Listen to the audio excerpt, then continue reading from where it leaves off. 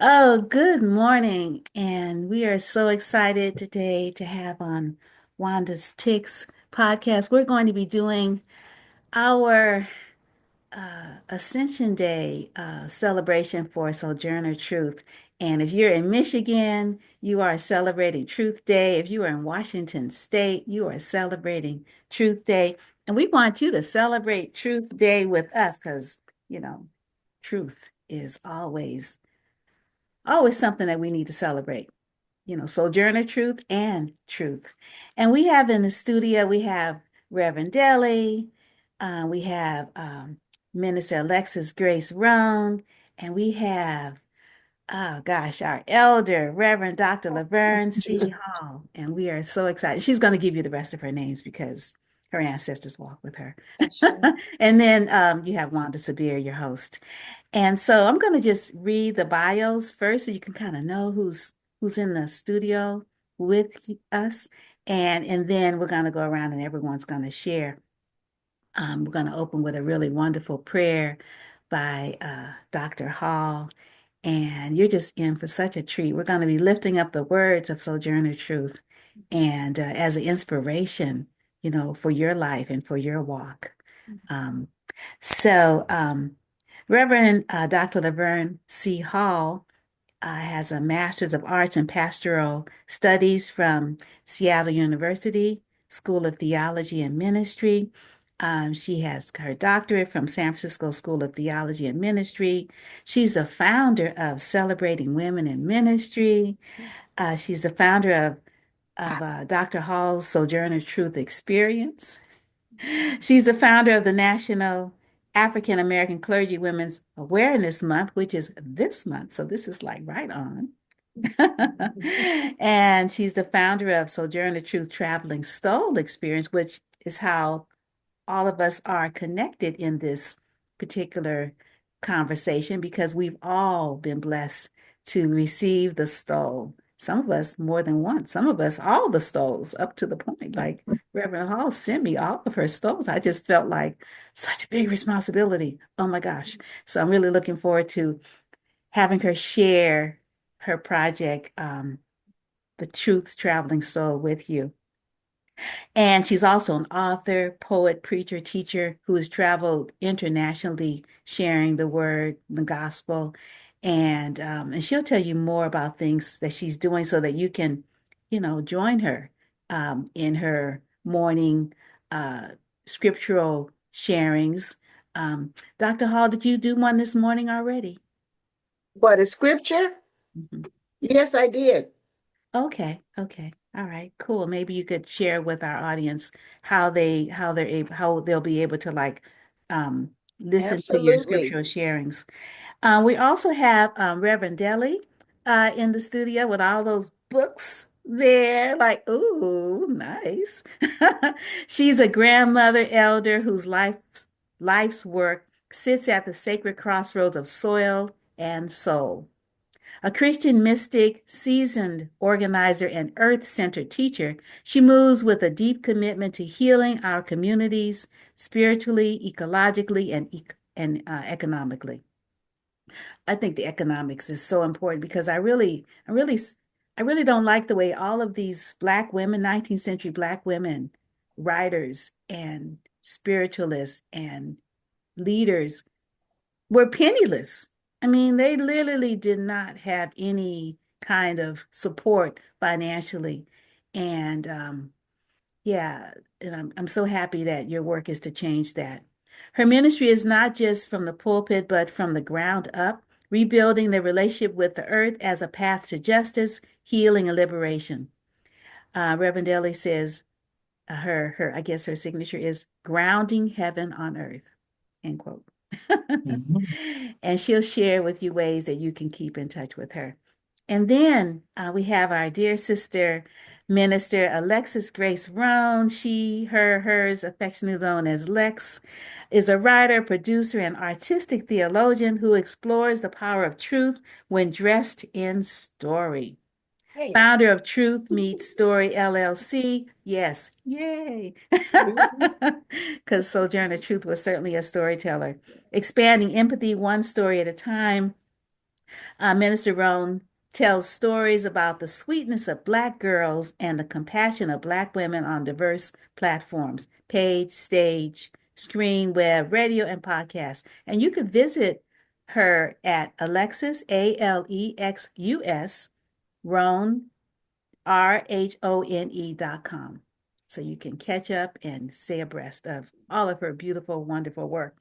And Minister Rhone is coming in from Texas, and Reverend Dele is coming in from Louisiana, and Reverend Hall is coming in from Seattle, and I'm joining you from the San Francisco Bay Area, as you know.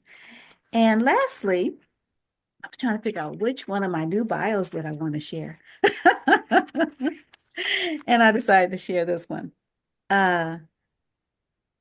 Wanda Sabir is a veteran, journalist, independent scholar, storyteller, and spiritual healer whose work spans more than 35 years across print, digital media, and radio as at wandaspicks, WANDASPICKS.com. Grounded in African cosmology, insight meditation, and decolonized recovery, her practice weaves ancestral remembrance, cultural reporting, and community healing. A retired college professor, she is the founder of Sojourner Truth Ministry, Inc., a nonprofit dedicated to empowering elder Black women through ritual, arts, and intergenerational community. As a published writer, poet, editor, filmmaker, and multi-genre artivist, her work emerges through intuition and ancestral instruction. Sabir documents and uplifts African diasporic creativity, resistance, and liberation across forms. Her work continues to shape the cultural landscape of the Bay Area and beyond. Ashe. So once again, thank you so much for joining us for the Sojourner Truth Ascension Day read-along, and joining us with these wonderful women who are doing such phenomenal ministry. I am so humbled, and I'm so grateful to be in your company, and I'm so happy to meet you through Dr. Hall. And I certainly, hope that this relationship continues, forward this day and forward. I think it'd be really super because you all are doing marvelous work. So we are going to start with Dr. Hall is going to pray us into this, So Dr. Hall, it's on you now. I say, let us celebrate with prayer. Let us celebrate. This is indeed a celebration. I look upon every single day as a holy day, not necessarily a holiday, but a holy day. So we're going to celebrate this holy day, this ascension celebration that we are about to become engaged in. And let me start by saying, repeating, echoing something that Sojourner Truth said. She said, "You read books, I talk to God, or God speaks to me." And after her ascension, someone wrote this about her. She was the most wonderful woman the colored race ever produced. And so I say to each one of you, thank you for being who it is you are, and sharing what your God tells you to tell us, and that you must look upon yourselves as one of the most, what does it say here? Wonderful women that not necessarily this race has ever produced, but one of the most wonderful women that has ever walked the face of this earth. That's how I am commanding you to think about yourselves. Let us pray. Let us pray to our Creator. Let us just talk to God on this Ascension Day in remembrance of Sojourner Truth. We thank you, O God, for the sacrifices and suffering this enslaved woman of pure African descent endured. We thank you for her dreams and aspirations that she attempted to bring to fruition through active duty in the name of her Jesus during the troubles and the turmoils and the stuff of her generation.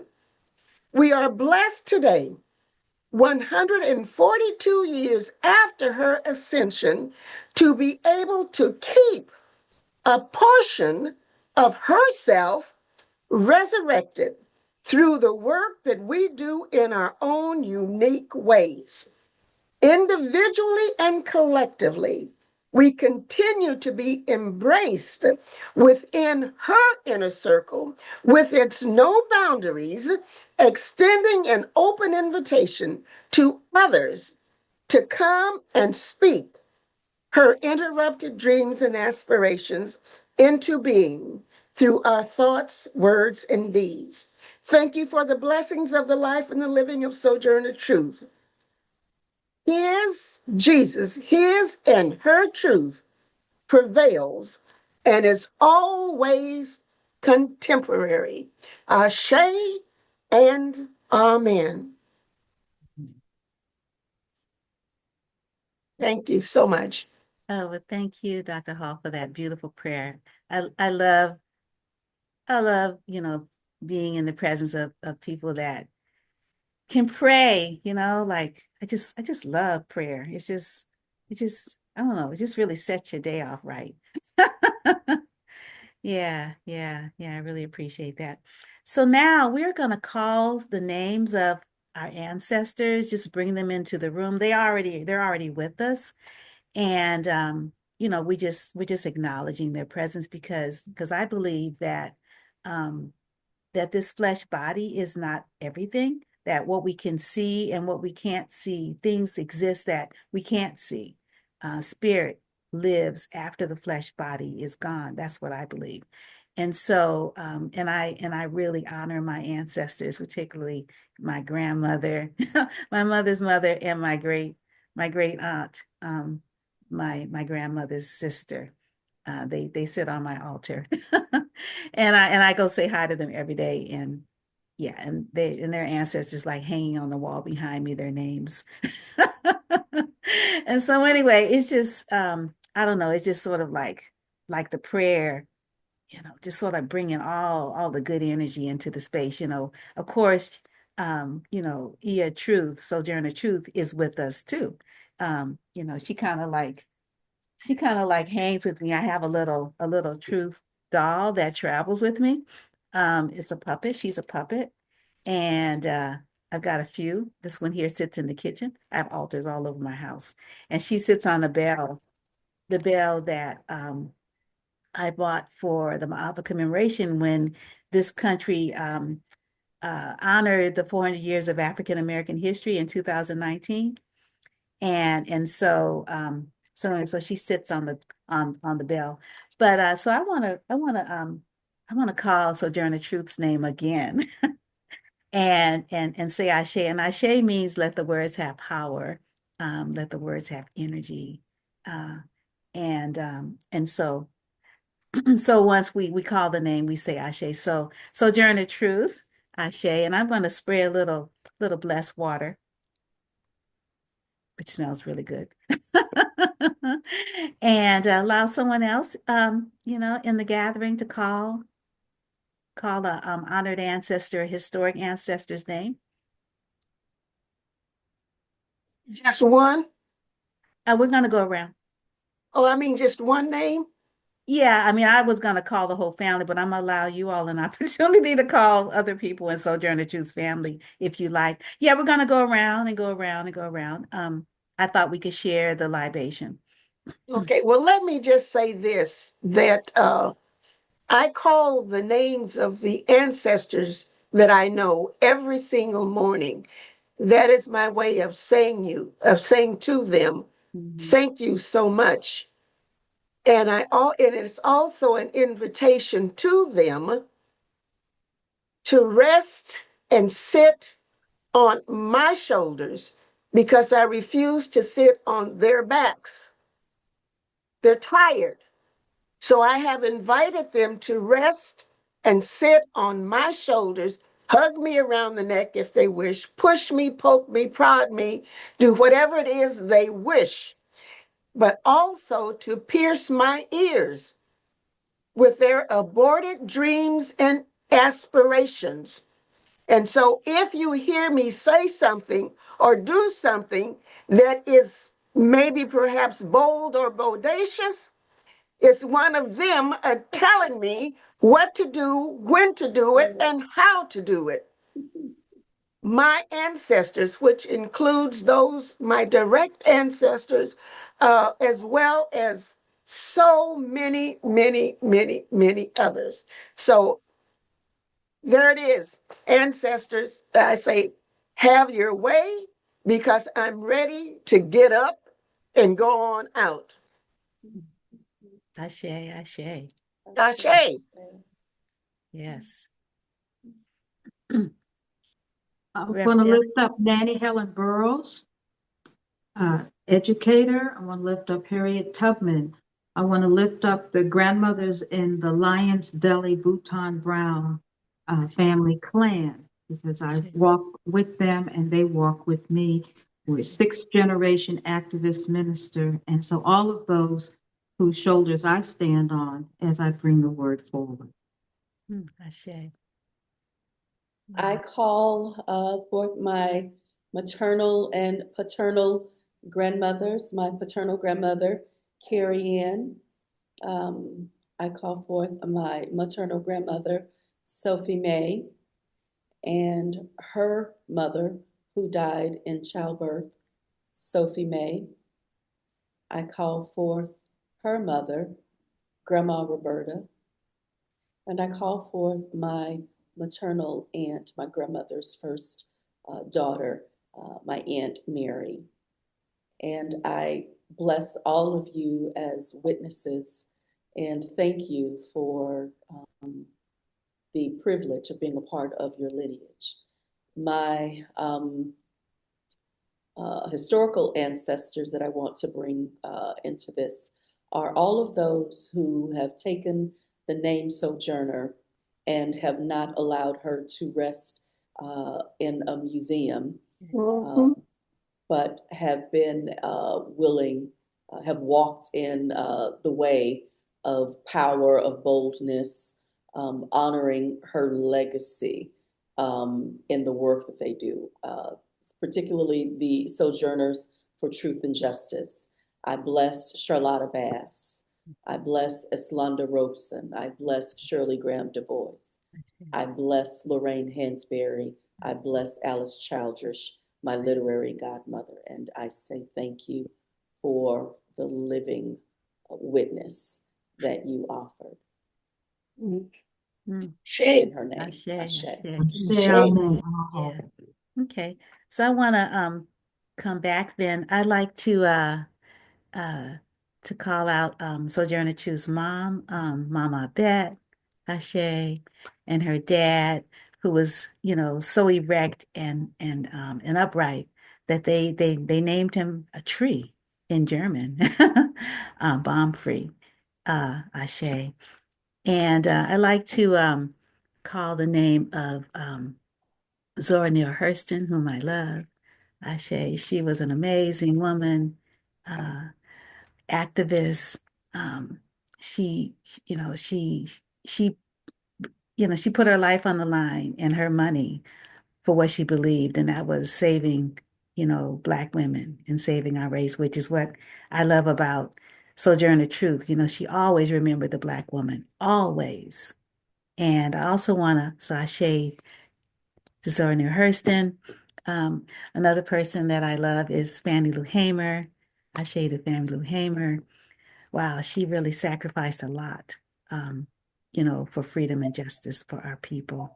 And I just want to remember her and how she survived such cruelty. A lot of the people that were calling their names, like Sojourner Truth, and Fannie Lou Hamer, they suffered physically. I mean, they were harmed physically because of what they believed, justice and freedom, um, for the Black woman, for their people, and for everyone.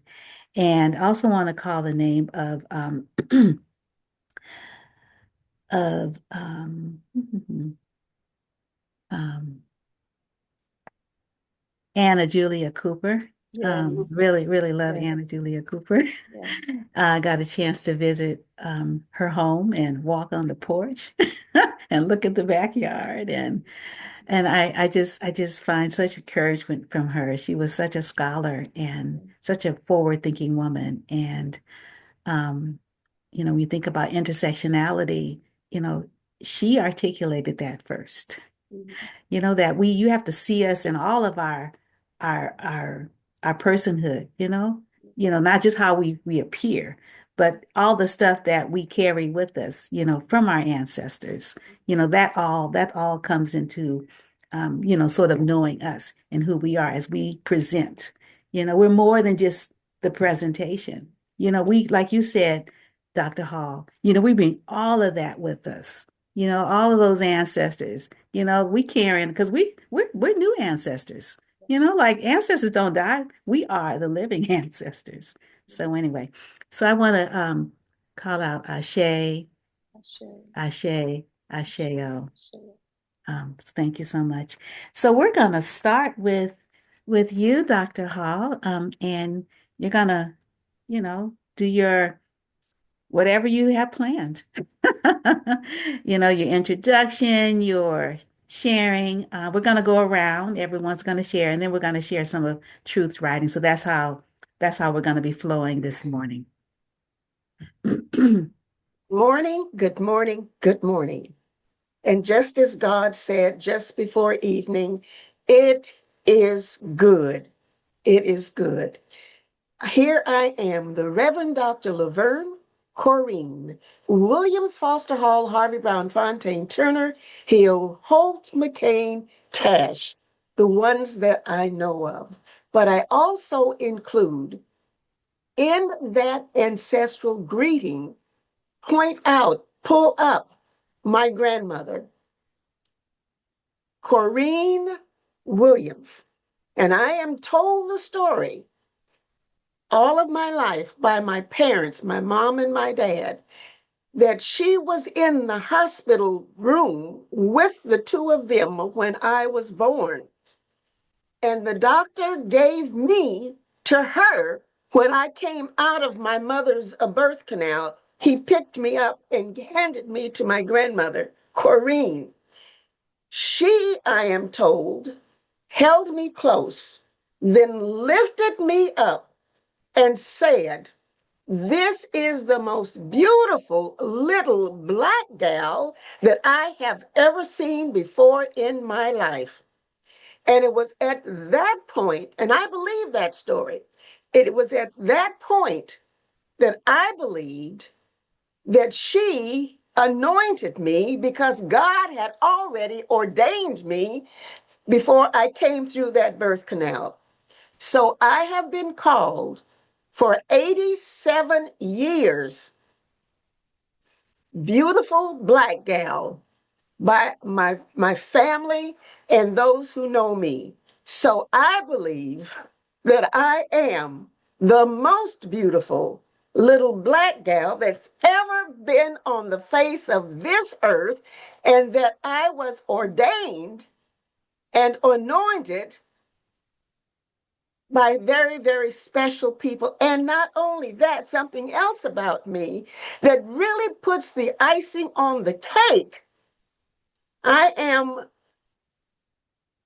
drawn just like a magnet to Genesis, the book of Genesis, where my birthday is documented. Genesis 1, verses 26 and 27.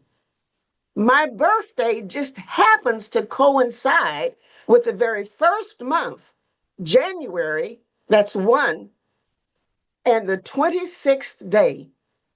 So here I am, folks, the original most a beautiful little black gal that has ever walked the face of this earth.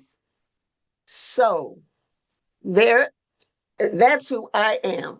And that's who I believe that I am.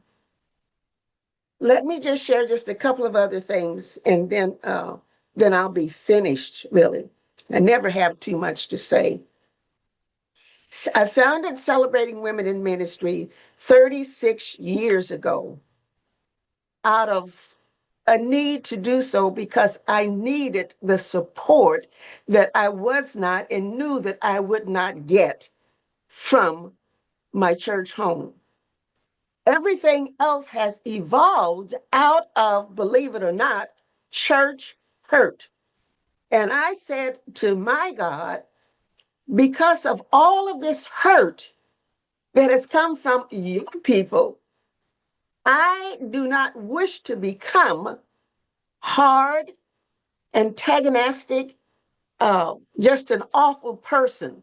I want to take all of this stuff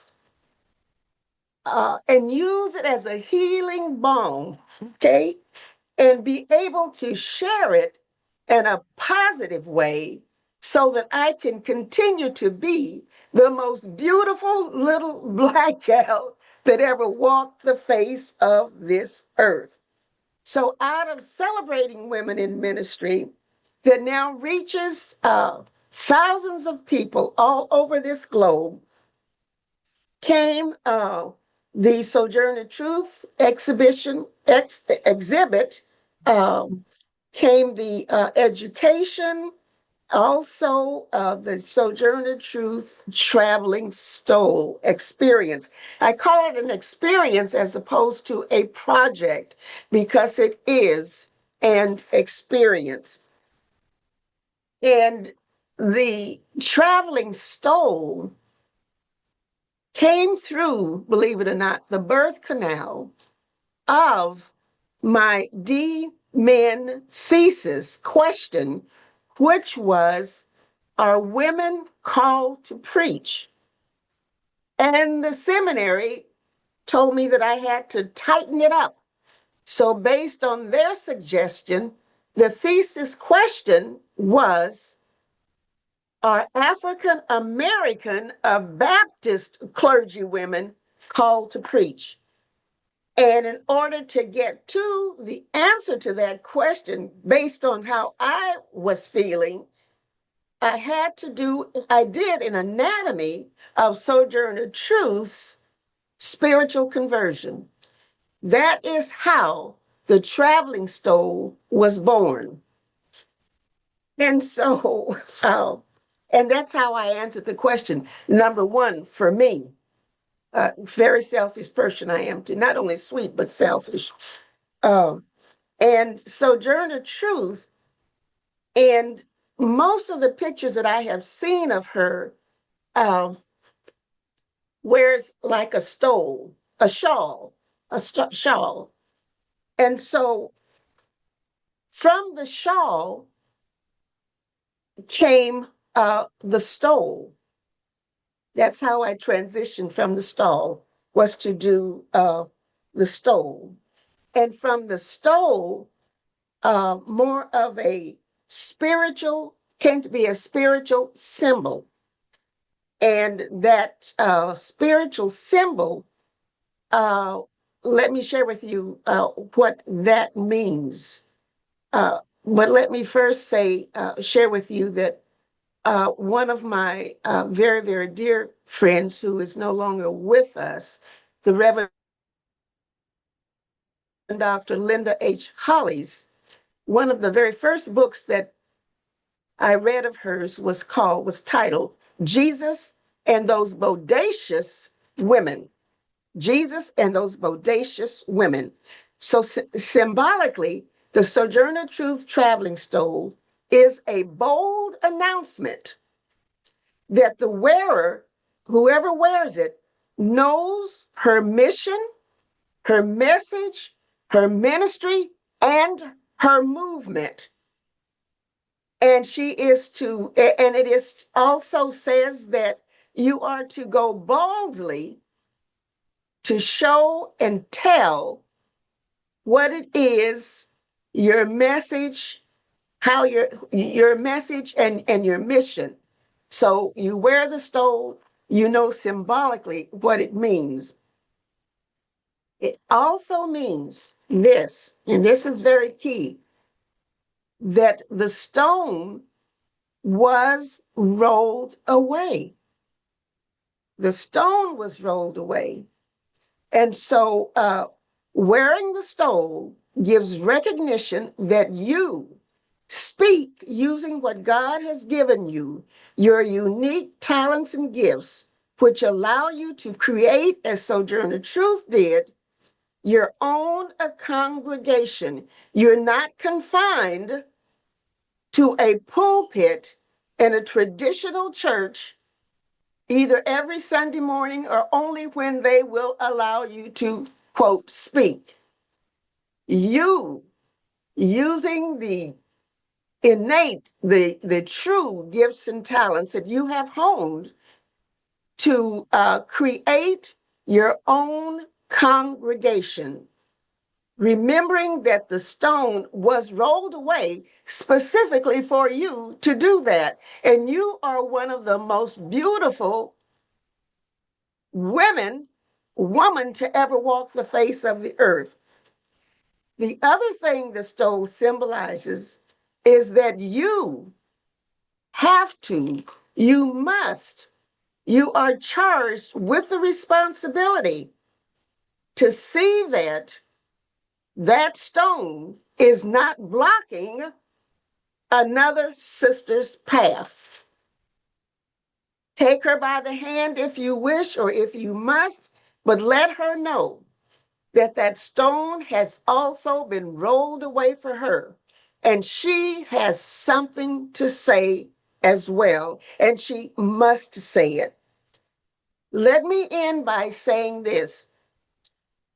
During the course of this, the evolution of this whole Sojourner Truth experience, God blessed me with being able to touch, to feel, to meet, to come face to face with some of Sojourner Truth's descendants, one of whom is no longer with us, but he's there hanging on my wall with his very last piece of artwork is Thomas McGlinchey, who was at the time that I met him, the oldest living fifth generation grandson.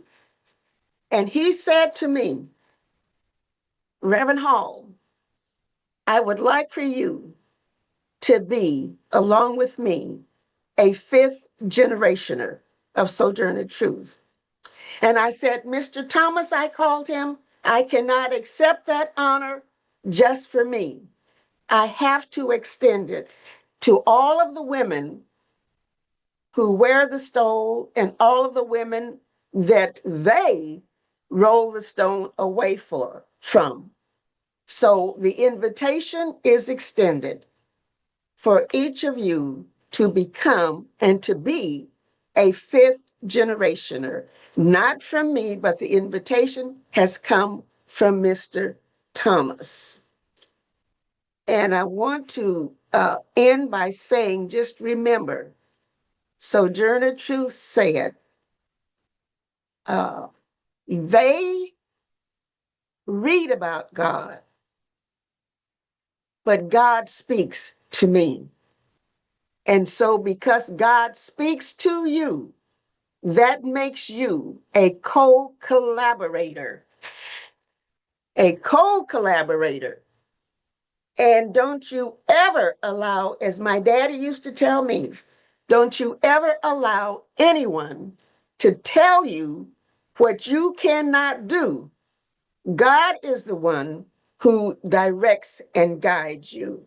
That's who you listen to. That's who you talk to. That's who you allow to speak to you. Ashe? Ashe. Gosh, Thank yeah. you so very, very much. Thank you, Dr. Hall. I may have gone over my time, but chalk No. it up to my being an elder. No, it's okay.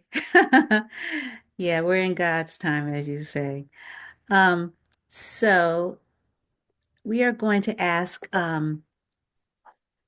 Reverend Dele to share with us next, and I'm kind of texting here, you all. So Do you have the video? I wanted to start with that. yeah, I do. I'm just trying to figure out, do I spotlight you or just pin you? Because I want people to see the video. So what do you suggest, Minister Rhone, that I spotlight her or pin her? Pin her. Pin her? Okay. All right. Okay.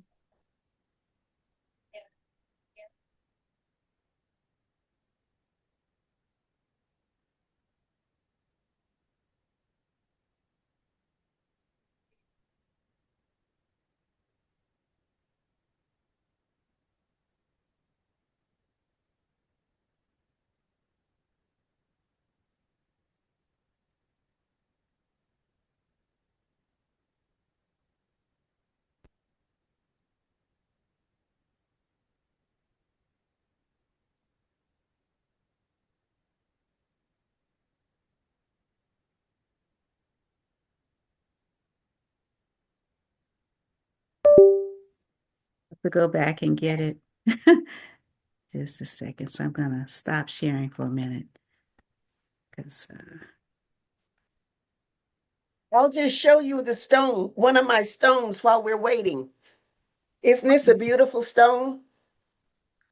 Where does it come from? This stone came from Battle Creek, Michigan, near the gravesite of Sojourner Truth. Don't you tell anybody. Truth walks down by the truth. kind of. You wanted to Okay. hear it more than once. Here you go. Yeah, yeah. Okay. Go back where I was. Oh, here.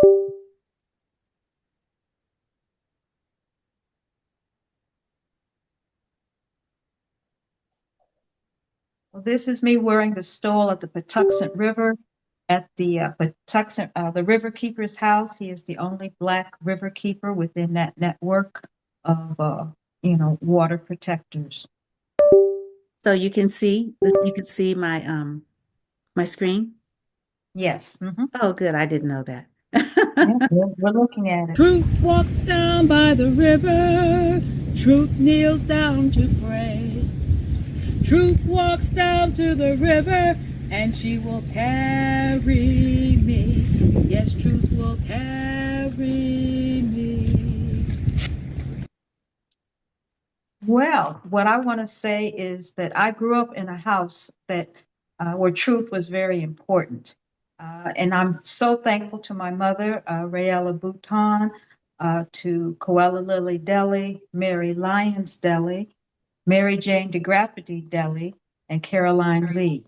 Those are the women in the Dele family line who taught us not only to have the courage to tell the truth, but we have the strength to hear the truth.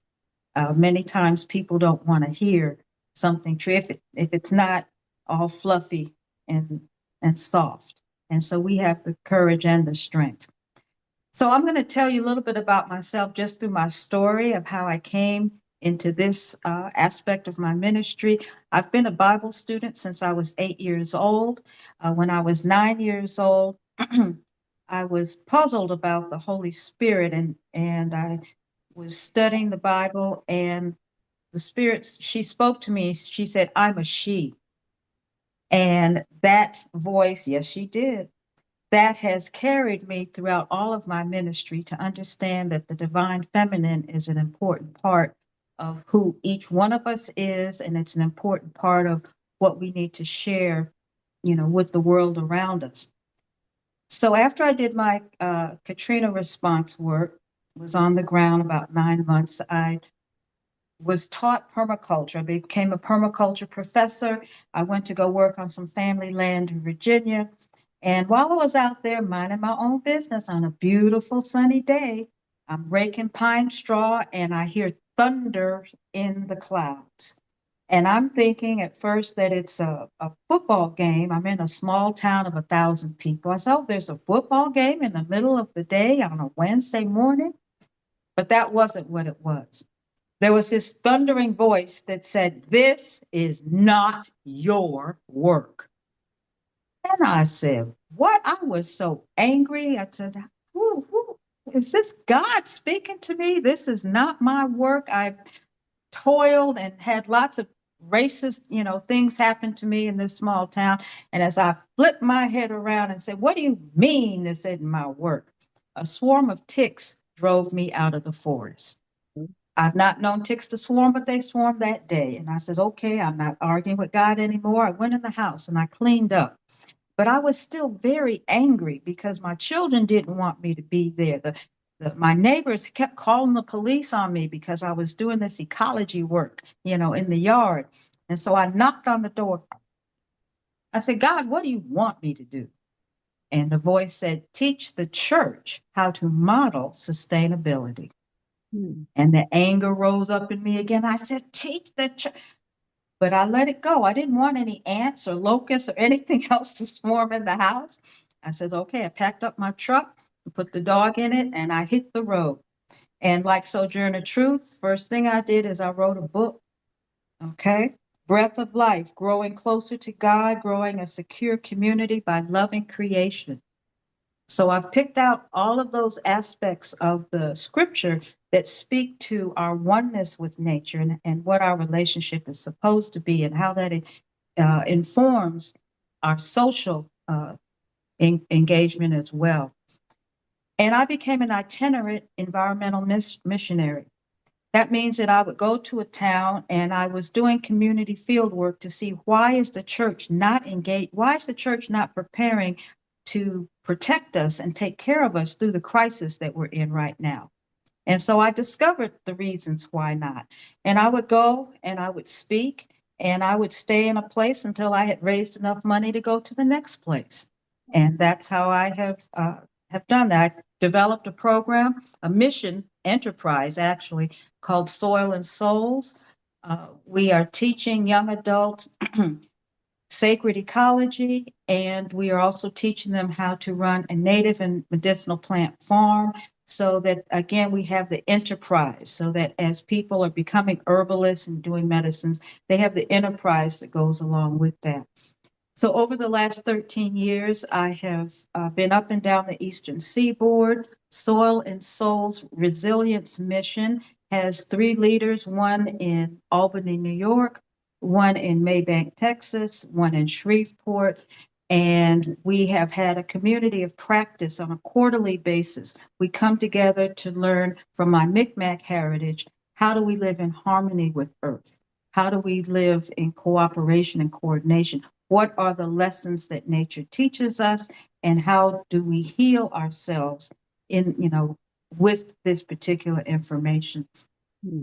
So like I said, I've been up and down the Eastern Seaboard and have finally been blessed to be on my ancestral land in Louisiana right now. And in the spring equinox of this year, I consecrated Earth Sanctuary. And this is a church that is devoted to sacred ecology. That is where I am bringing in young people from all over because they have heard the call. They have left prestigious careers and they have said, the land called me home. God told me to go start a farm. And I hear this up and down the coast. I hear it from coast to coast. They need spiritual nourishing. They want their elders there, and they want elders who understand that the word is true in many languages. There are many ways to be in the presence of the Holy One. And so those are the people that I minister to. Earth Sanctuary is a part of the House of San Saul. And later today, I'll be speaking with the UCC people. I'm ordained in the United Church of Christ. I will see if they're going to join us. But the church has already been consecrated, and we'll see who wants to be partners with us as we prepare for this next dimension of living with Earth. That's my story. I kept it very short for today, but I want you to go to my YouTube channel. I have a podcast called Becoming Earthwise, and we are talking to people across disciplines, farmers and earth keepers and activists and conservationists. And we're looking at all of us who love the land. How can we cultivate strength from the land? How can we allow the land to teach us how to cooperate and coordinate with one another? And so we have grandmother talks on Sunday afternoon. And so I invite you to tune in on YouTube. You just go to YouTube at Rev Dele, REVDELE, and you can see the podcast that we have begun. You're able to contribute to the channel. And that's my introduction. When I was in New York and I moved 5 miles south of one place where Sojourner Truth lived as a child, I was in communication with Dr. Hall. And she said, "Oh, you're right there where she is. You have to go, and you have to go to the river." And so I did all of those things. And then she said, "And you have to write a book." I said, "Dr. Hall, I don't have time to write no book." And she says, "Write a children's book." I said, "I can do that." And so Sojourner Truth was a child of prayer, just like I was a child of prayer. And so I want to read to you from this book. It's available on Amazon and also, through my website personally. So we'll see how this goes. It says, "My mother, Ma Beck, taught me how to pray. Just open your heart and let spirit have its way. We spoke Dutch in our home. It was all I knew. Born into slavery, but still my faith in God grew."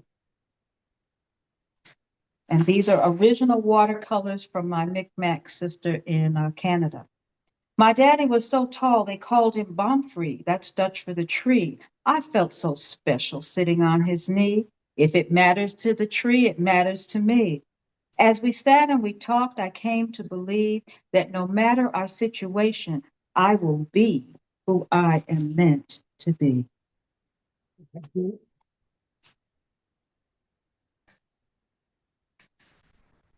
I felt best when I prayed real loud outside, just me and God, the sun and the trees. I prayed for all the good things that were meant to be.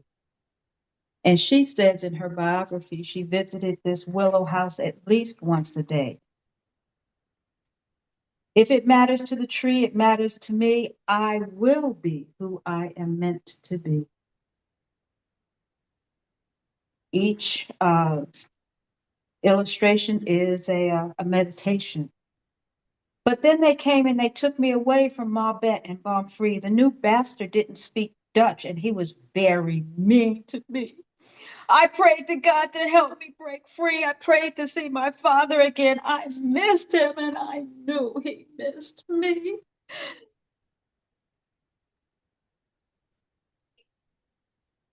And it wasn't too long before Daddy came to visit. He walked slowly with snow in his way. "I'll do what I can, honey," is what he did say, "to help me live through another day." I prayed my prayers outside in the snow. I prayed to God, "Please let me go." And Sojourner Truth said that as an adult, all of her prayers were answered. She said she didn't think, though, to pray before she got in trouble. But before long, Martin and Shriver came to that same gate. He and our first master had fought in the Revolutionary War together. Mr. Shriver had never owned slaves, so he was different. He came right up to me and he asked, "Do you want to come live at my inn? You'll work outside hauling fish and gathering herbs for ale." I nodded my head, too scared to speak. He gave Mr. Neely some money and off we went down the street.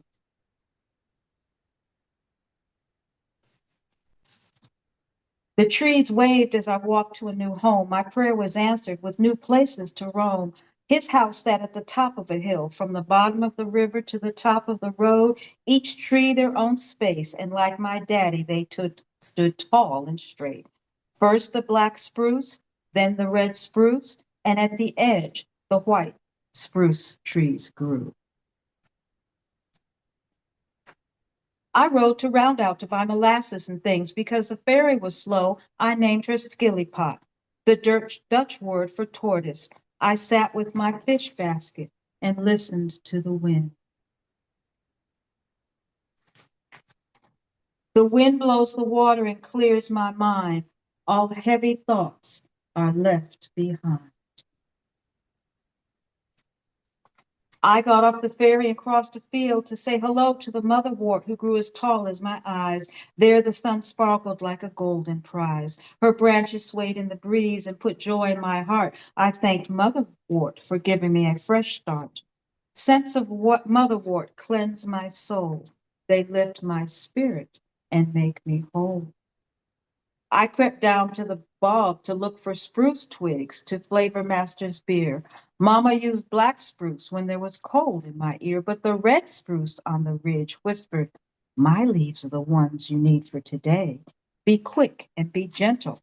A flute maker is on his way."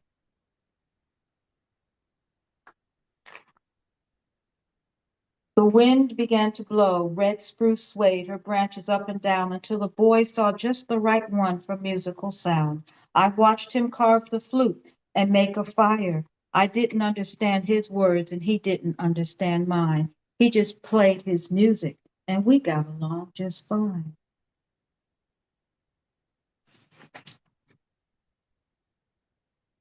I waved to my friend as I headed back to the tavern. I looked backward while my feet walked forward and my toes got confused. I tripped on a quill. Now me and my herbs began rolling down a hill.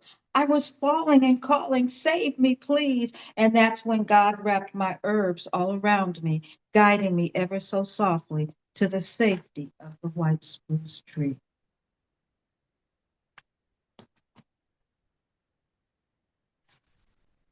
The trees have been my friend, yes sirree, like those days sitting upon my daddy's knee. That's when I remembered that I had come to believe that no matter my situation, if it matters to the tree, it matters to me.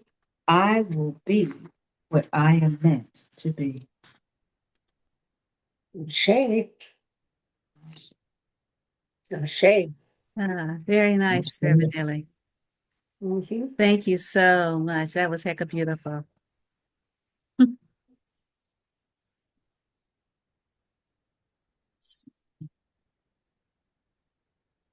So now we are going to invite Minister Rhone to share her presentation. And let me pin you.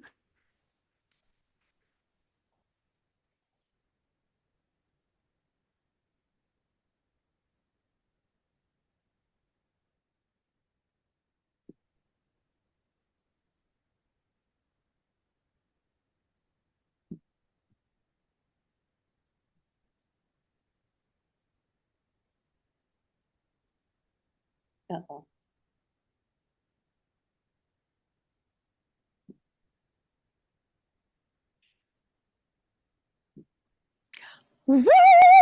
Okay, you know what? I always do that, and I probably shouldn't because number one, it doesn't sound good. I mean, it sounds good to my heart, but may not be to your ears. Hey, fam, happy Saturday. I am Alexus Rhone, aka Alexis Grace, founder of Truth Meets Story LLC, expanding empathy one story at a time, and host of Jesus Jazz and Dessert Wine at Vespers. Listen, I had a series of opening comments and all of these different things that I had planned. Of course, always talking about my mama. You know how she is. Hey, mama, I hope you're in the virtual pew. But I received this beautiful stole.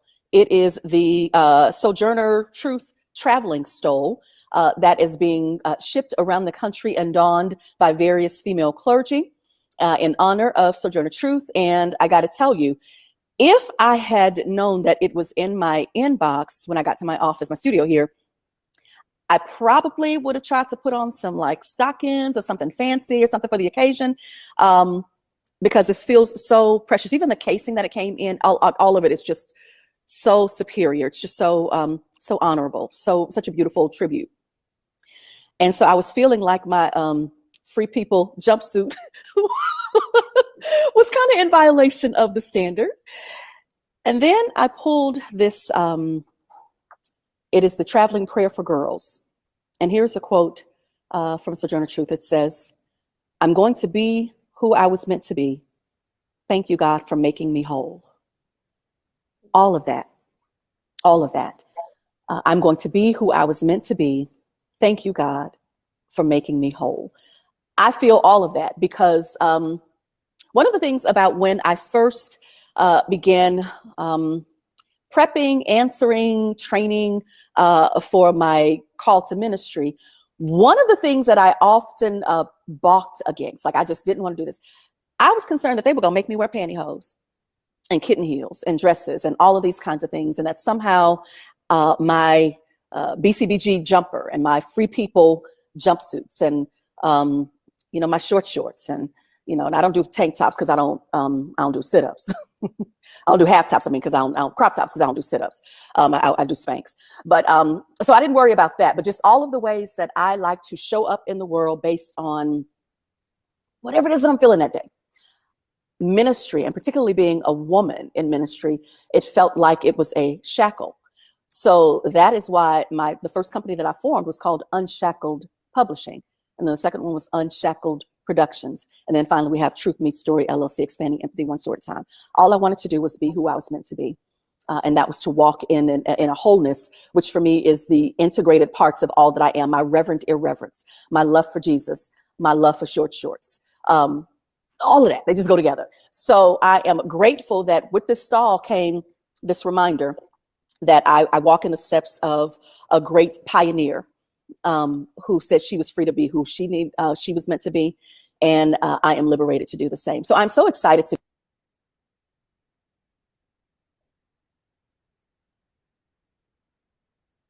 I'm trying to see if I can stop the share. Okay, let me see here. There we go.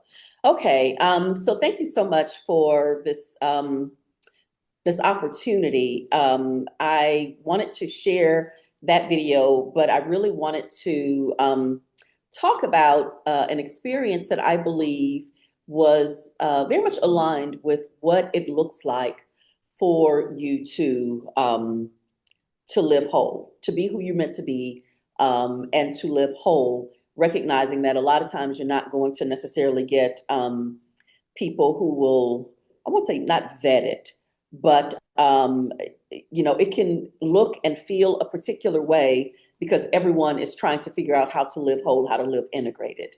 And sometimes it, I think we misfire, or we, there are different things.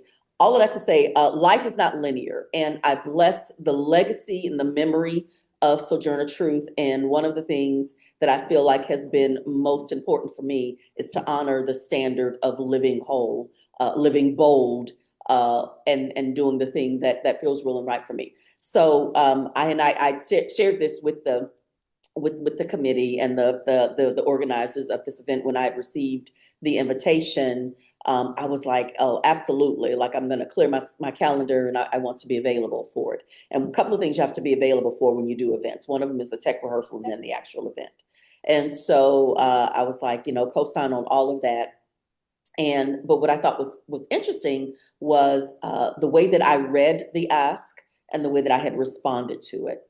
And so I knew that I wanted to, we were all given 10 minutes to represent this Sojourner Truth Ascension Day, as we saw it, like with an artistic rendering, with a song, with memory, kind of whatever it is that we were feeling, curating the 10 minutes. And so I was like, okay, this is how I want to do it. I want to curate my 10 minutes with an excerpt of, because I show up in the world as a storyteller. I tell stories about the sweetness of Black girls, the compassion of Black women. And I like to model that in just about every opportunity that I'm given to ever be on the mic or on screen or what have you. And so show up for the tech rehearsal, have my 10 minutes curated. It's going to be this video. And one of the beautiful things that happened before we got started with the tech rehearsal was Reverend Dr. LaVerne Hall prayed.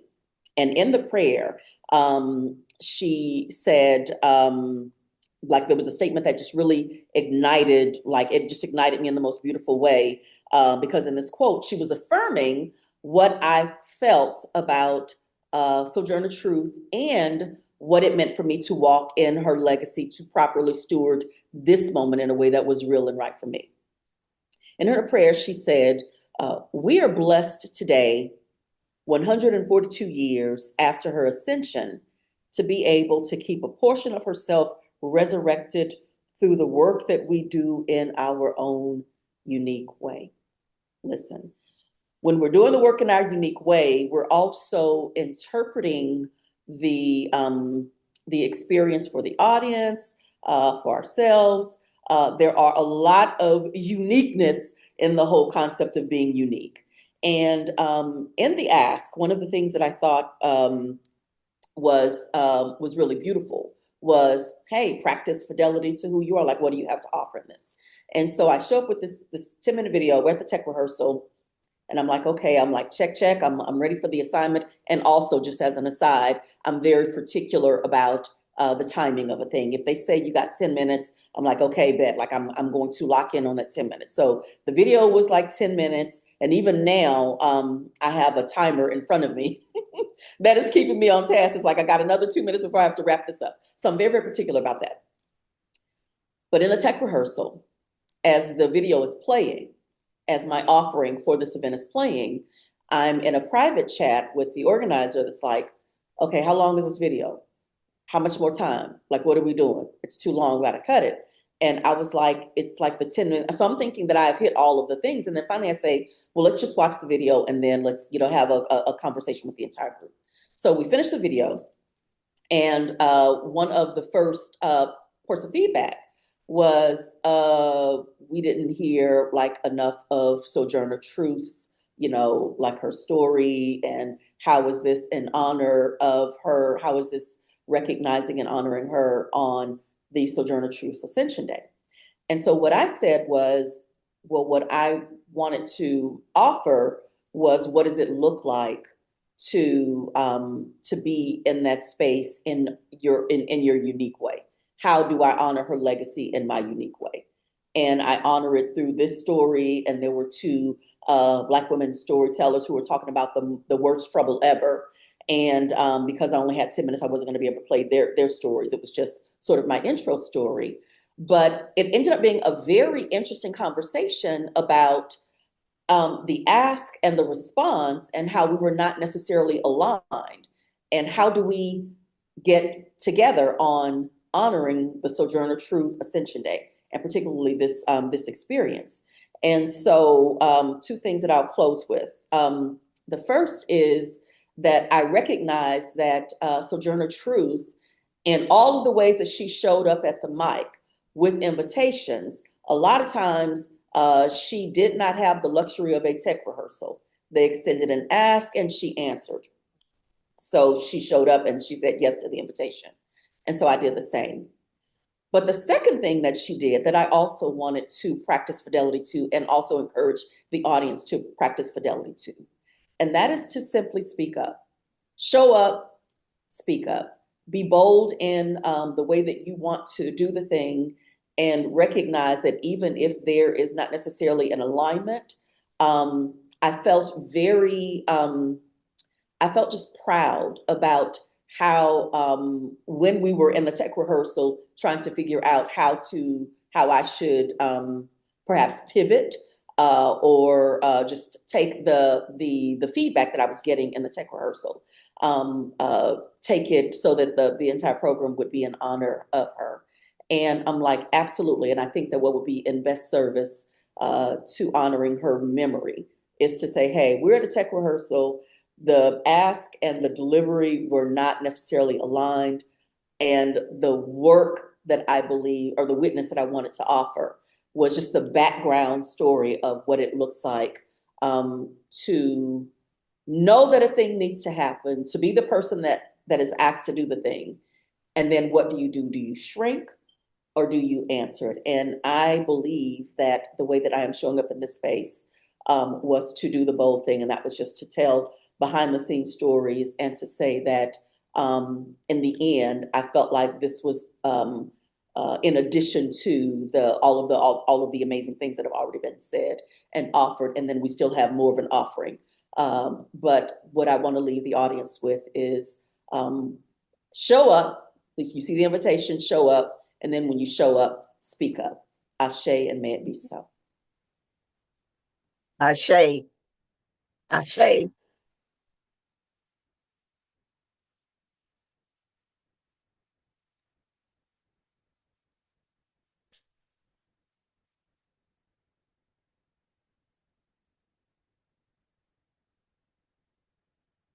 I like that. Show up and Mhm. speak up.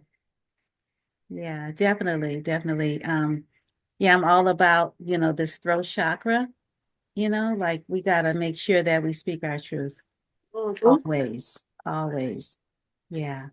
But I've learned as an elder that sometimes I need to be quiet. My speaking is not speaking.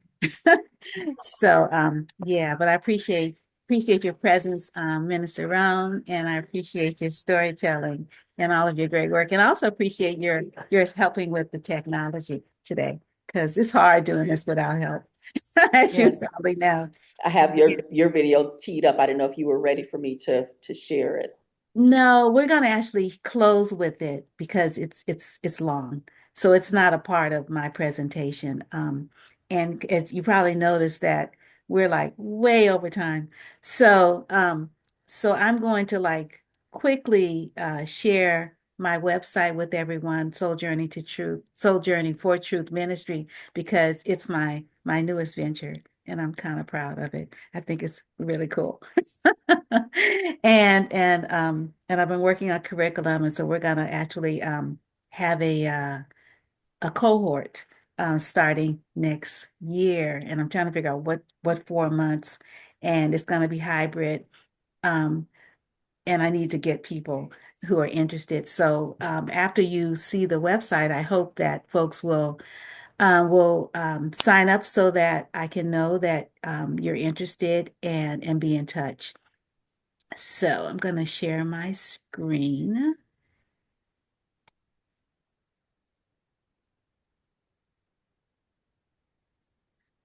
Okay, can you see the,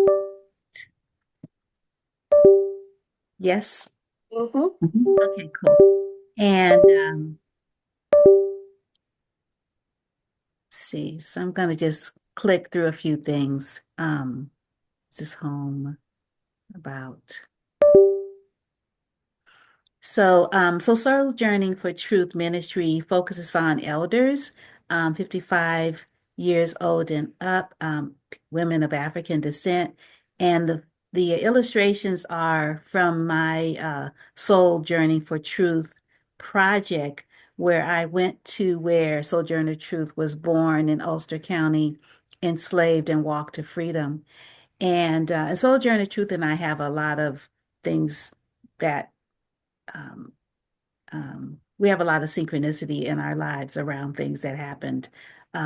Like for instance, her walking to freedom at 29. I also have a freedom walk story. And so these are pictures of Sojourner Truth as a child in um, in the Sopus, Ulster County, New York, at the top right. And then on the bottom right, that's a picture of the Sojourner Truth um, monument in Poughkeepsie on the walkway across the Hudson. And then on the bottom left, that's a picture of Sojourner Truth and myself, the bus that's in Washington, D.C. And uh, and this is our vision. Um, we provide ritual-based, purpose-driven, and project-centered support that nurtures mental, emotional, and spiritual well-being. Those through sacred gatherings, rites of passage, intentional creativity, and sisterhood. Sojourning for Truth Ministry helps women reconnect with purpose, joy, and each other. And we have a blog that I really like. Um, but I wanted to show you, I made a movie about my sojourning for truth and walk, and that was in 2022. And this is where I am at the curated walk, the Sojourner Truth walk with her youngest child, Sophia, when she walked to freedom. in Ulster County. And that was really fun. And the person who made the film with me, he's an ancestor now, Kevin Thoroughbore, Shay. And so these pictures are from my book. And then I want to share the website with you so you can see the blog, not the website, but the blog. So I think it's pretty cool. And this is a story I recently posted of my first Halloween, because I like Halloween as an ancestor holiday. And this is a picture of me when I was 7 at the I grew up in San Francisco, and there I am right there with my Wanda the Witch costume on. And this book right here, So Tall Within, is a really beautiful story. And then another organization that I founded, the Ma'afa San Francisco Bay Area Ma'afa Commemoration San Francisco Bay Area. Ma'afa is Kiswahili for great calamity or reoccurring disaster. And it references the Black Holocaust. So we just had our 30th anniversary this past October. And then there was a ship christened in Sojourner Truth's honor this year. And then there's Sojourner Truth. They're building a Sojourner Truth State Park is in Kingston, and they are actually I don't know, they might have finished, but they have a swimming pool, so you can go swim in Sojourner Truth's pool. And this was at Juneteenth in New Paltz. So go back here. So anyway, I want to share. I'm going to stop screen sharing. Let's see how I get back here. I think, how do I get back?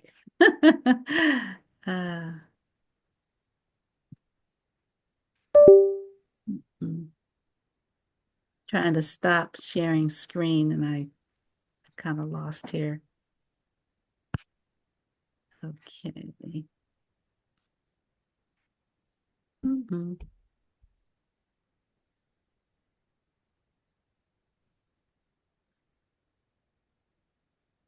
I need some help. Yeah, I was trying to figure out, okay, so you see up at the top where it says. Oh, here it is. Here it is. Okay. They're perfect. There you go. That was close. And so this is the book that that I made after my soul journey for truth. And I just want to share the picture of my two grandmothers. There's my grandmother on one shoulder.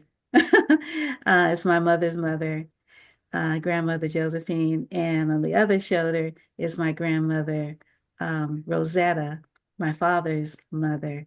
And I knew my grandmother Rosetta, but I didn't know my grandmother Josephine. And it's so funny when I did the Soul Journey for Truth, and this is my illustration of Sojourner Truth that I put on a T-shirt. That my grandmother Josephine started, like, she tapped me and she's been with me ever since. And I never even like met her, but you know, they live in us. And so she decided, she's going to walk with me. And so, anyway, we're kind of short on time, so I'm not going to share the whole book, but I did want to share, some of the truthisms, which is how I close the book. And one of them is, if it's not a fit place for women, it is unfit for men to be there. I did not run away. I walked away by daylight. The spirit calls me and I must go. Those are the same stars, and that is the same moon that look down upon you, brothers and sisters, and which they see as they look up to them, though they are ever so far away from us and each other. And this is Sojourner Truth as a child. Isabella, Mama Bet, was talking to her youngest child when asked why she was so sad, because I can't even imagine, having 12 children and they all get sold away. And then you only have one child, and this child, Sojourner Truth, but Belle, as they called her, Isabella, sees her mother really, really sad.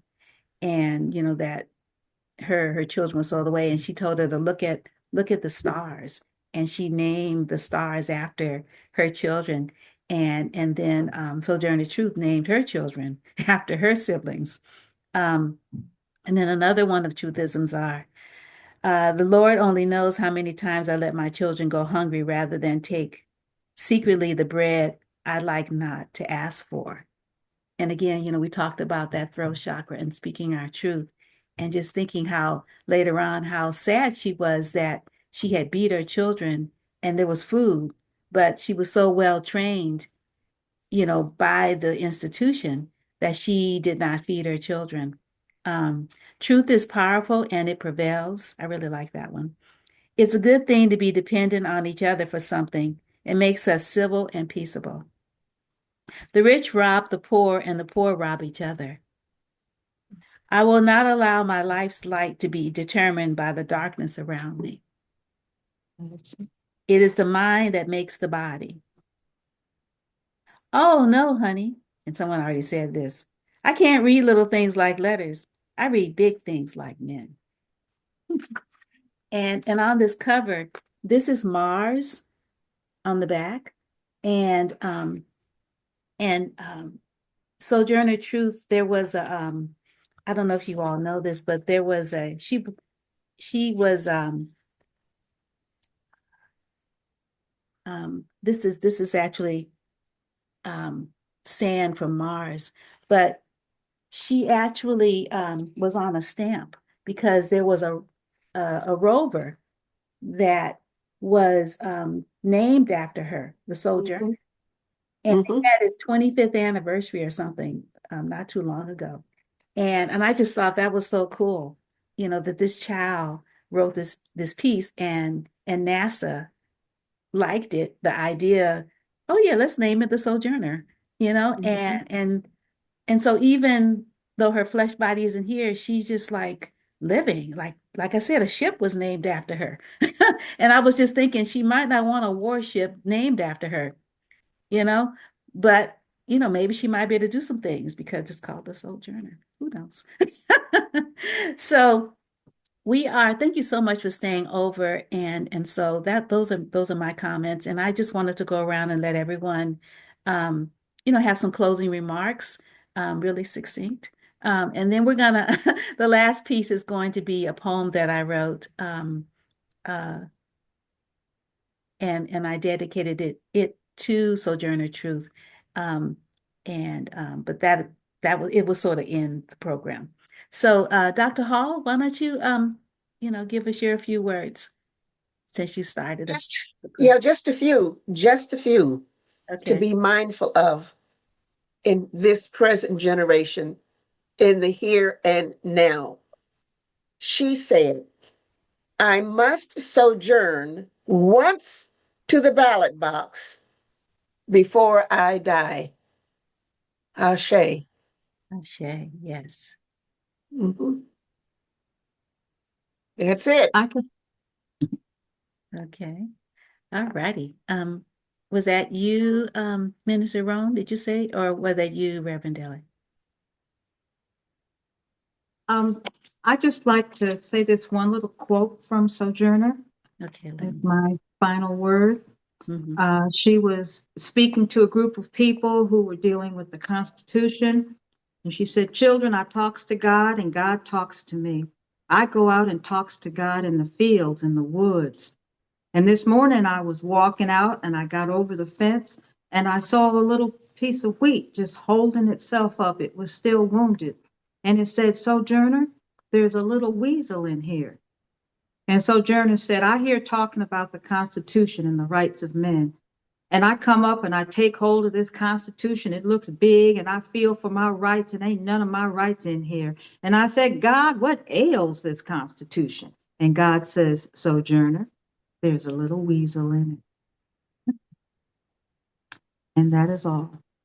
I think we need to look for the weasels and get them out of the things that are important to us, like Sojourner did. Yes. Shame. Yes, yes, definitely. Okay. Mm-mm.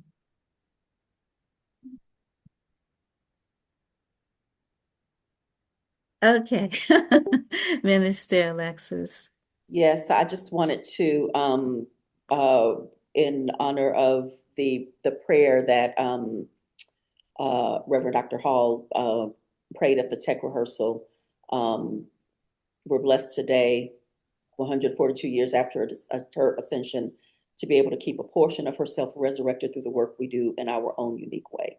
I tell stories about the sweetness of Black girls and the compassion of Black women. And part of the ways in which I tell the stories in which I cannot know because they did not value it is to creatively reimagine.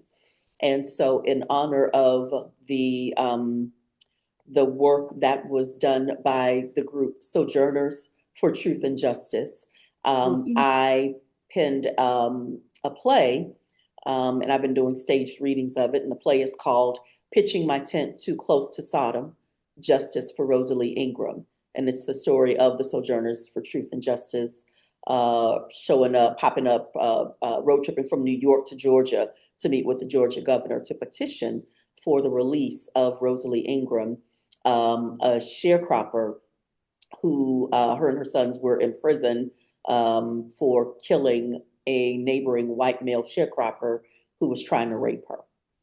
And so the story of this group of women of note, showing up and standing on business on behalf of a woman that it was not going to be transactional. Like there was nothing in it for them except it was simply the right thing to do. And the right thing for me to do was to take the one sentence that was in a news story about a white woman, a white actress who showed up for Rosalie Ingram, and take that one sentence where the reporter said, a few months ago, a group of well-heeled Negro women showed up on the governor's porch, so the governor's mansion. His wife answered the door and said that the governor was out hunting. That one sentence captured my whole imagination. And from that, the script, Pitching My Tent Too Close to Sodom, Justice for Rosalie Ingram, was born, because I venerate the people who continue to venerate the legacy of Sojourner Truth. And so I want to keep that memory alive. And that is the work that I do. Yeah, when you shared that story with us, asked if we knew it, that was really lovely. I went and looked it up. Yeah, I'm really looking forward to how your work rolls out, and hopefully you'll have a version of it that's not necessarily in Texas, and maybe we could all. Oh, absolutely. I'm traveling with this one. Yeah, I'm Yeah, absolutely good. traveling with this one. Oh, yeah, without a doubt. Oh, so you might come to California? I absolutely am coming to California. Oh, okay. Well, then I'll definitely keep you posted. Yes. we will yes. totally meet, Oh, because absolutely. I can travel. Yeah, I drove from California to Seattle to meet Dr. Hall. I was so sleepy. Yeah. And I'm gonna go meet Reverend Dele in the spring of next year. So Right, yeah, at the Earth awesome. Sanctuary. That's right. Yes, that's right. Awesome. Yeah, cool. All righty. So I just wanted to share a few books, because I like books. Maybe because I taught English. But this book right here I just think it's really beautiful. It has a lot of Sojourner Truth's speeches, and people writing reflections on her speeches. And so I highly recommend this. And it comes, as the book itself, and you can also get it electronically.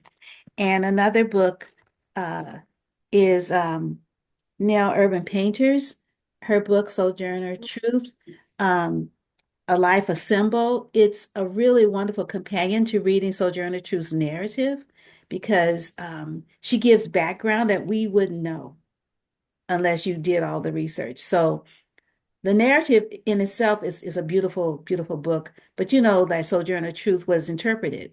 She didn't write the book. Somebody else wrote the book, just like somebody else wrote Ain't I a Woman from I Am a Woman's Rights. So, and she didn't mind being interpreted. She even copyrighted her work. I think that's heck of far-seeing.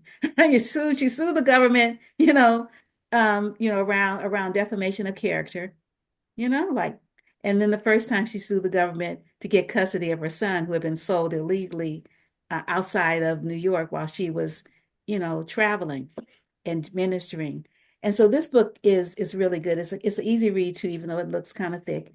And Nell Irvin Painter is working on another book. It's not finished yet, but in 2000, I guess 22, when I was in, when they found the documents that Sojourner Truth had signed, suing the state of New York for the custody of her son. There was a special Juneteenth thing, and Nell Painter was there. She said she was actually working on another book, so hopefully it will be out soon. And then this is like my all-time favorite, maybe because I've been in touch with the author and she is phenomenal. But Margaret Washington, Sojourner Truth America, is a spiritual biography. And I mean, it's just like, it's just really moving. And you really get a feel for Sojourner Truth. So I just want to recommend these books. And then lastly, I'm sorry, I put them all next to me. So I have them. The Narrative of Sojourner Truth, this particular edition, a bondswoman of olden time with a history of her labors and correspondence drawn from her book of life. Sojourner Truth collected signatures when she traveled, and when she she met with, I think, two presidents or three. I'm asking the question. Two. Two? Okay. Yeah. I think. She got signatures of these people. And she also collected clippings from the articles that were written about her. And she put them in what she called a book of life. And Henry Louis Gates Jr., he pulled together this library of 19th century Black women writers, and I think I bought all of them when I was recovering from surgery. And this particular publication is one that's a little bit more than just her narrative. And in each one of these books, they have a really wonderful introduction. And I know one of the books that I have, Margaret Washington did the introduction to her Sojourner Truth's narrative. So I highly recommend these books. They're out of print. It's a collaboration between the Schomburg Library of 19th century Black women writers, as well as Oxford University Press. So with that, Reverend Hall, do you want to have a closing, like, kind of prayer, and then we're going to end with my poem. So my prayer is simply this: grace, peace, and mercy. Get on up, go on out, and be blessed while you're blessing others. Ashe, amen. Amen. Amen. And thank you again for joining us today. Thank everybody. So Thank you lovely. all. Very See, lovely. you know what? I am the one who is the most blessed, because here I am in the company of women like you. I mean, Minister Alexus, the artistic theologian. You don't have to do what everybody else is doing. Reverend Dele, look at what she does. You can still preach and spread the gospel. Well, Reverend Dele didn't have a choice, and that voice came to her in the field. It told her that what swarm. to do. It was like, listen, Listen. like God was not playing with you. So Yeah. That's right. yeah, And so then, you didn't have a choice. Miss Wanda, you're all doing different things. And I just feel so blessed to be with you. And just think about all of the women who are doing stuff. I call them stocking stuffers in their own unique way. Mm-hmm.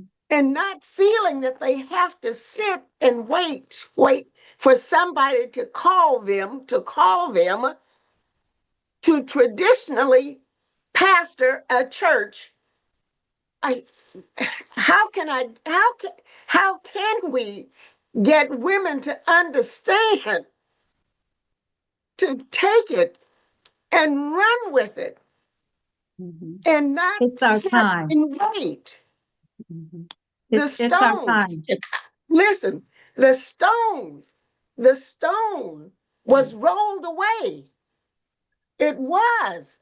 What more invitation do we need? We don't. We have been officially ordained before we were even born. That's all I got to say. Thank you so much for blessing me. I am just so blessed. I Yeah. love you all. Yeah. Here's Sojourner Truth in Battle Creek. You know, the big monument. She's it's like 12 feet tall. And that's me down there, the little person. And she says on this page, though it seems curious, I do not remember ever asking for anything but what I got it. And I always received it as an answer to my prayers. So what I hear you saying, Dr. Hall, is that, you know, we just do it, claim it, name it, and do it. We don't need Just permission. get up. You don't need anybody's permission Right. to do what it is you want to do. Just do it. Yeah. Somebody said, who gave you permission to establish November as the National African American Women Clergy Awareness Month? Well, who gave that man over there permission to have a National Dog Biscuit Day? Huh? Do it. You don't need permission. But you know what? I'm giving you permission today to go ahead and what? Do your thing. Amen. Ashe. Thank you, everybody. Right. Thank you. All right. You all be well. Have a good Be rest of well. the day. Thank Y'all you. too. Take care.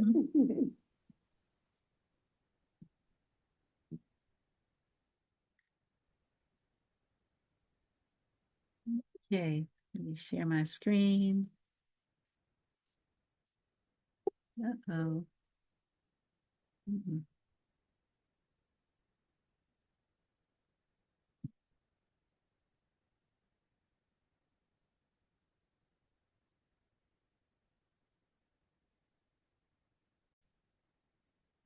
Okay, we're going to close with a poem that I wrote. We are Stardust. And yeah, I look forward to hearing what you think about it.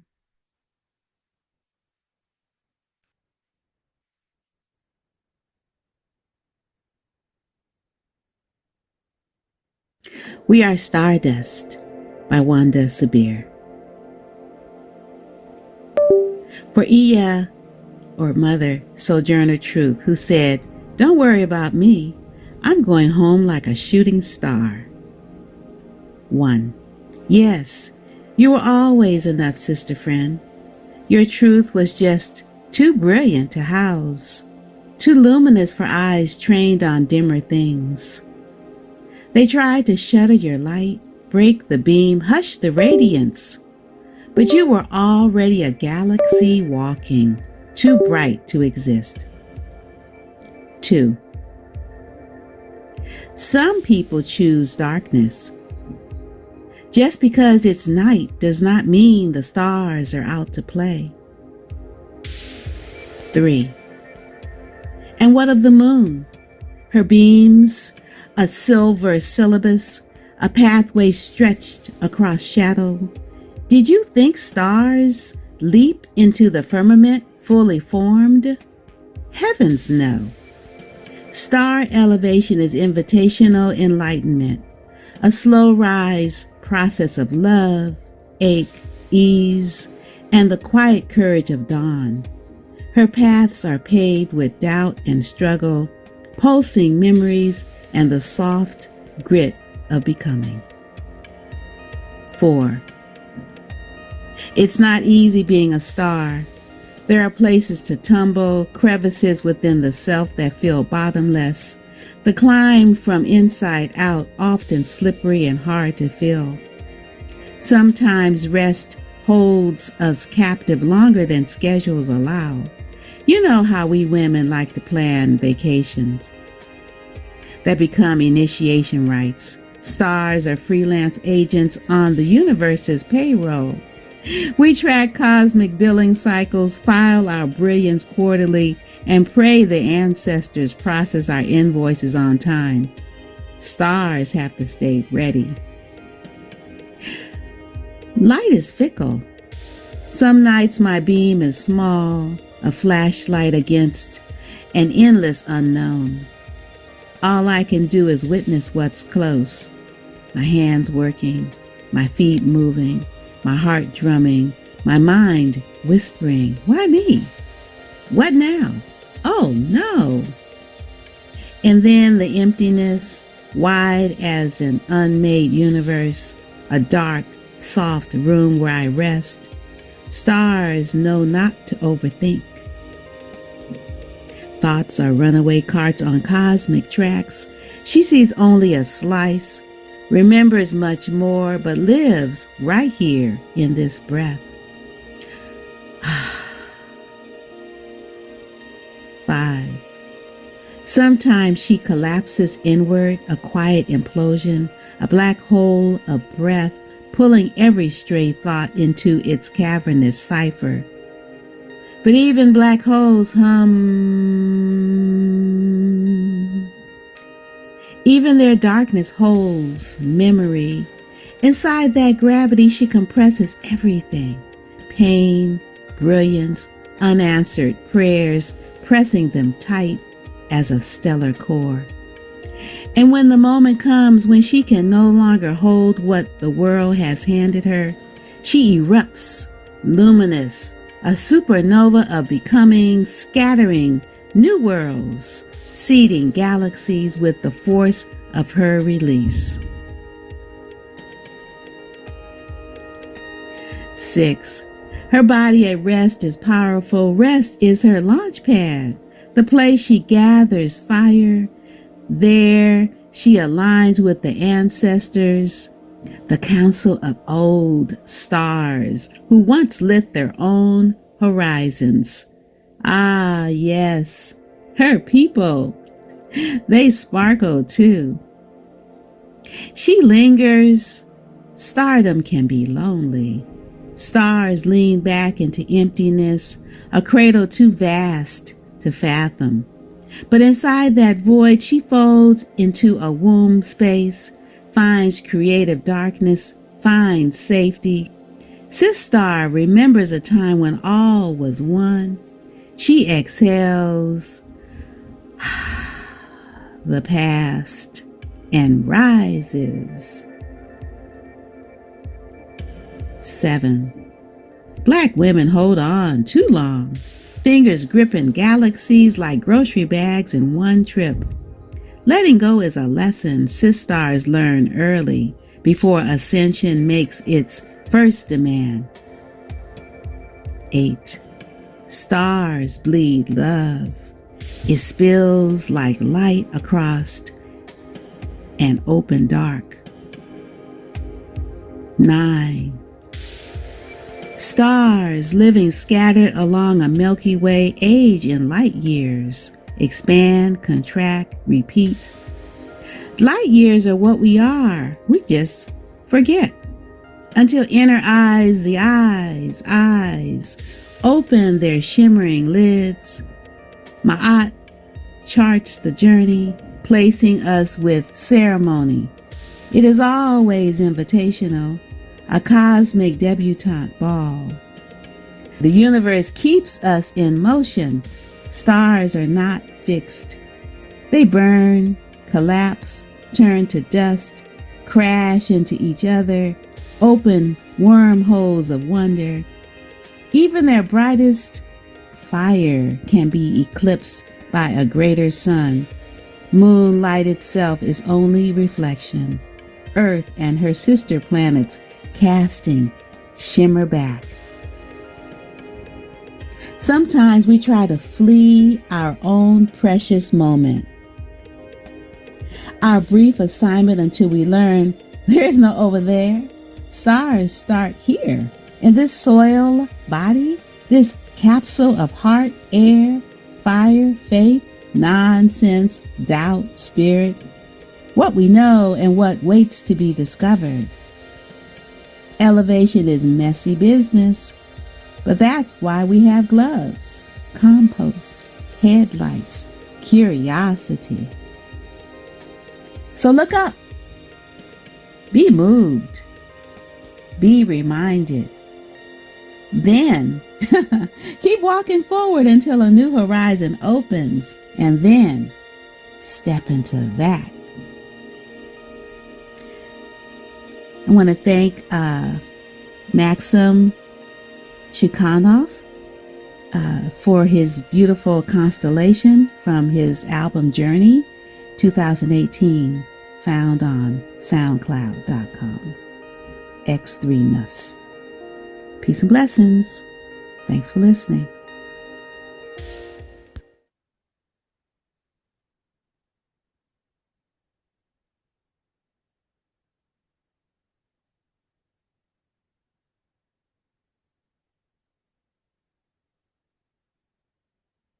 Thanks again for joining us for another edition of Wanda's Picks on Sojourner Truth's Ascension Day. Be well. Peace and blessings.